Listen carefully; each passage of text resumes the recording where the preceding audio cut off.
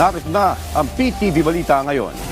Nagsimula na ang bentahan ng tig 40 pesos na bigas sa ilang mga piling pamilihan sa Metro Manila ngayong araw. Kabilang ang kamuning public market sa napili ng Department of Agriculture na pagtatayuan ng kadiwa ng Pangulo.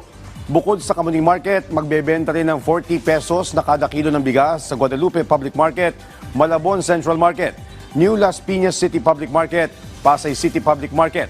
Ayon sa DA, napili nila ang mga nasabing palengke dahil dito nila nakita ang medyo mataas na presyo ng bigas. May mga nakabalot ng tigli 5 at 10 kilong bigas pero pwede pa rin tingi-tingi ang kilo ng bigas na bibilhin.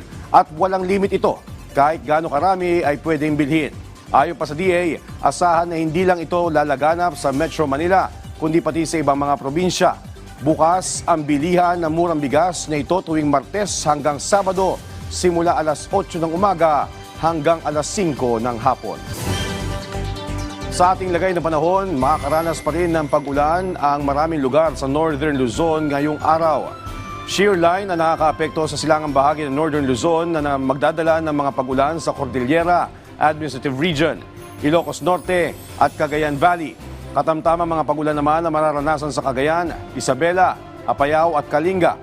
Asahan naman ang mga pagbaha at pagguho ng lupa sa mga nabanggit na lugar. Samantala, apektado rin naman ng Northeast Monsoon o Amihan ang Northern Luzon na magiging sanhi ng pag-ulan sa Batanes.